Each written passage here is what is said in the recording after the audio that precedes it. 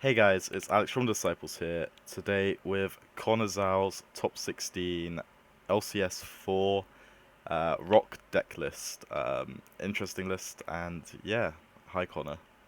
Hey man, so hey guys, it's Conor from the Disciples here, and yeah, so I topped LCS 4 with Adamancipator, and I've been playing this deck for a while now, like since it came out, so I was pretty confident with the deck going into the event. Um, Quick disclaimer, I didn't create this list as just an Fuse list. I just took it and was like, list looks like pretty good for the current state of the format. So and then I was like, I'll play it. And then yeah, it worked out. I mean, I think the my prior testing of the deck and other major tournaments online really helped with my success in this tournament.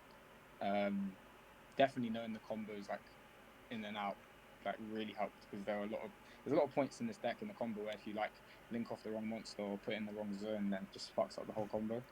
Um, but yeah, this list works pretty well. And yeah, also with the event, it was a nice run event. Due to the time in America when it started and the time over here, like I think I finished the first day at like 2 a.m. Yeah, and it's really late. it was really difficult. I was 7-1 going into the last round. I think it was 6-1. So I needed if I won that, only half of the X2s topped. So if I lost that last one, I might not have topped. So it was like really a grind at like 2 a.m. trying to like stay awake Yeah, and just play the game. But no, yeah, it was a good run event. Yeah, shouts to Luxury for that, and shouts to the disciples and our sponsors, Brotherhood, and Metal yeah, Mats pretty and much it. Card Market. Cool. And Card Market, yeah. So yeah, let's just get into it.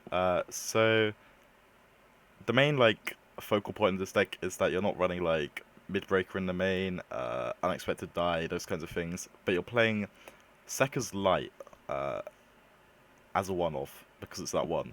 Weird. Yeah. So I noticed like a lot of the time in this deck when I was playing Midbreaker and Monster Reborn.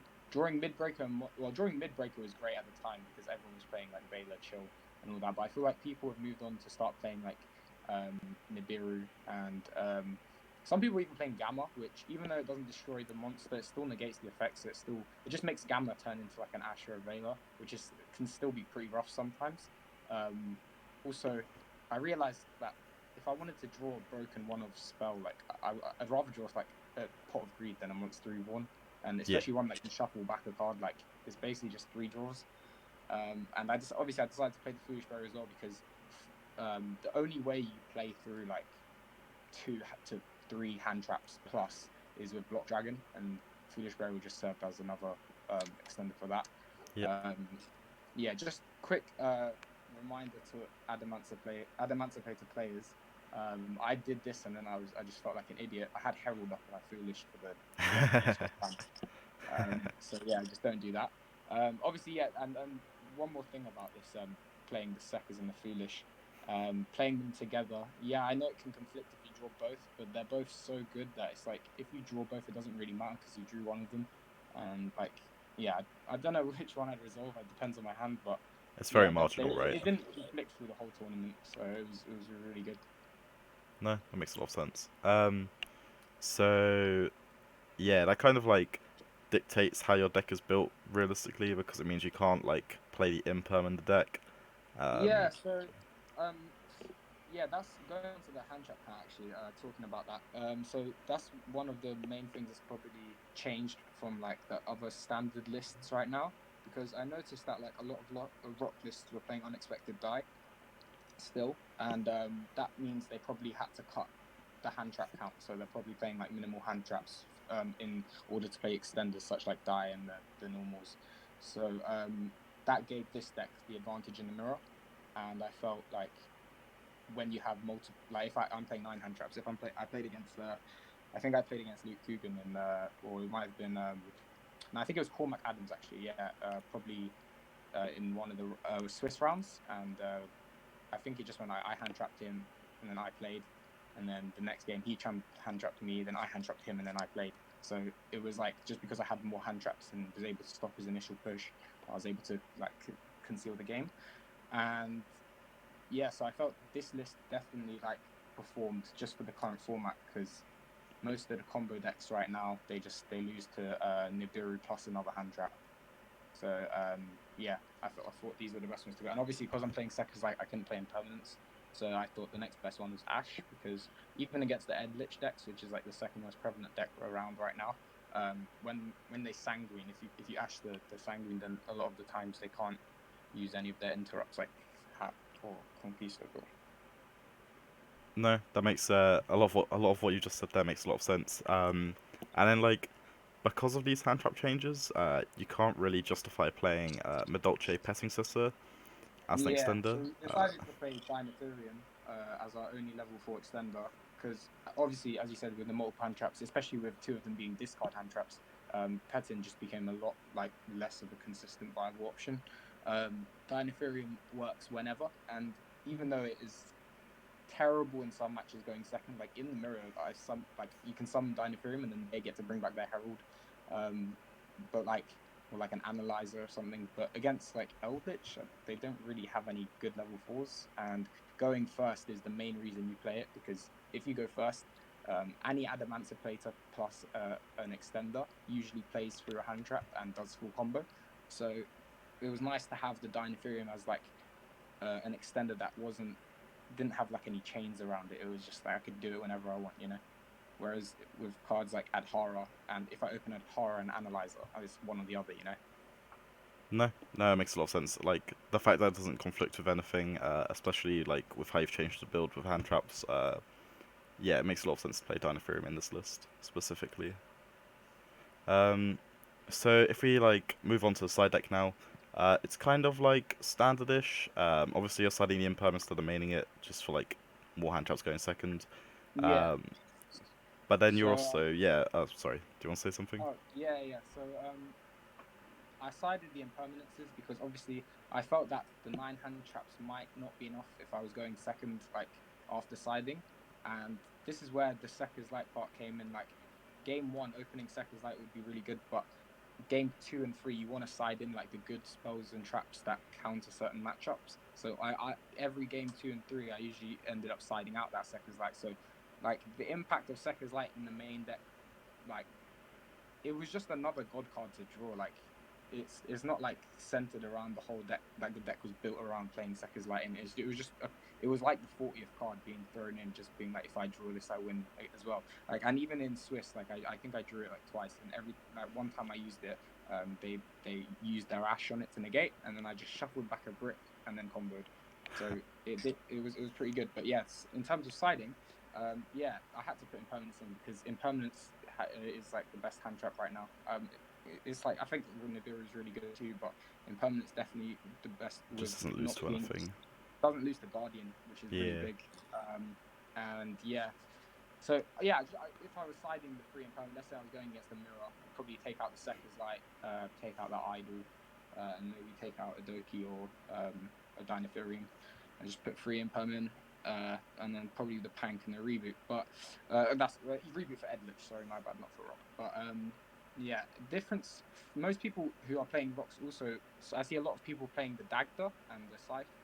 Um, I personally don't think the Dagda's worth playing, but I thought that I wanted to have another 1 card sort of win con going going first against like every deck. And like if, for example, if they like game 2 and 3, they side in a lot of hand traps to counter my combo. If I draw Scythe, then I just Scythe them on their turn, and then next turn I combo. So that actually really worked out for me in this tournament, because I played like I think it was 4 or 5 Rock Mirrors. So I just summoning that Scythe really did help. And yeah, and then obviously if I was going first, I would just side the 3 Caught by the Graves and 3 Sanctum, and that should be enough. Yeah. Okay, Sanctum seems like a pretty good call, especially when like everyone's playing so many hand traps that like just to yeah, get like guaranteeing yourself another turn is really impactful. yeah, exactly.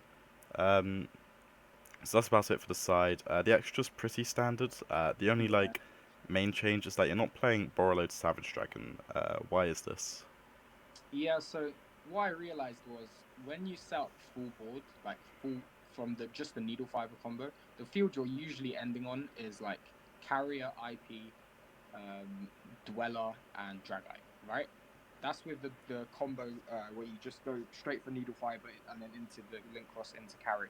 But a lot of the times, if you draw Block Dragon, you can end on a lot better board because you don't have to use the carry to equip the Block Dragon.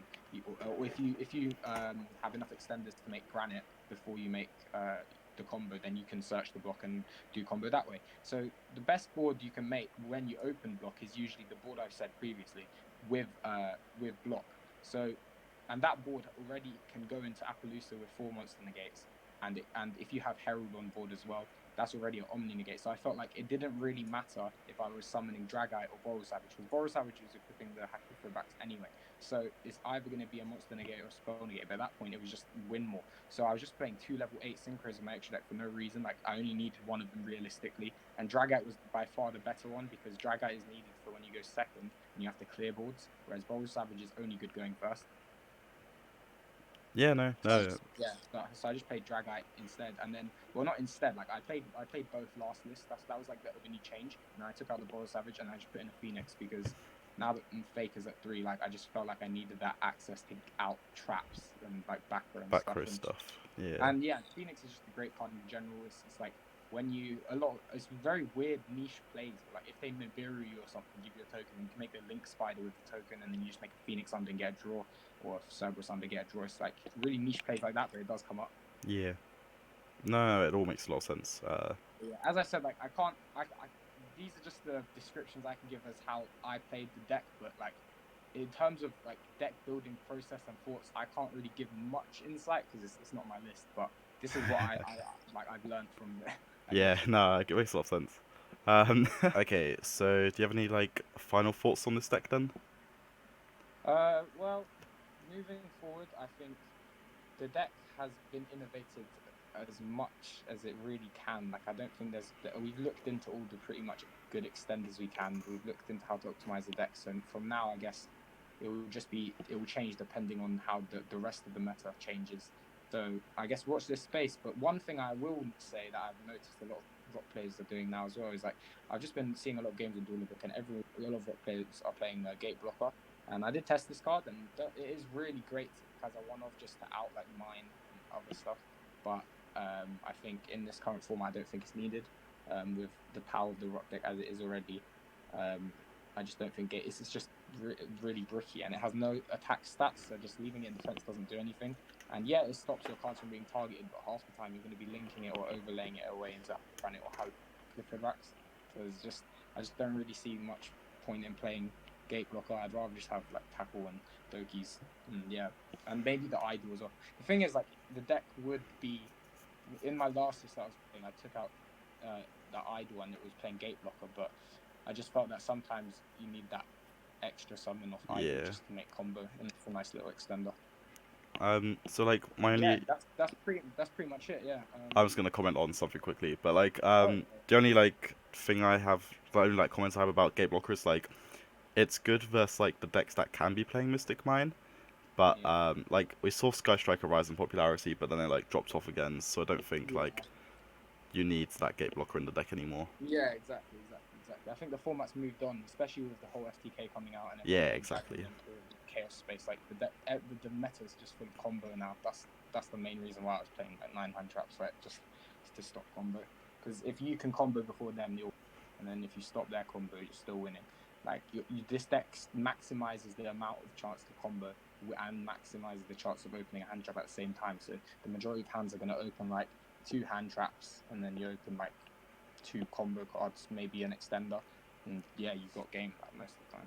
Yeah, exactly. So do you have any like final comments then, or anything to say? Just shout outs to Brotherhood again, and yeah, like Disciples. It's been a long journey, but like I think I'm finally getting it. So that's all good. That's pretty much it. Thanks, boss. Yeah. Thanks, boss, and congrats on your top. Thanks for watching today's video. If you enjoyed it, don't forget to like, comment and subscribe to the channel, as well as follow all of our socials in the description below to keep up to date on the team. Also, check out our sponsors, the Brotherhood Games, MetaMat and Card Market, whose links are also down below. Thanks for watching guys, and see you in the next video.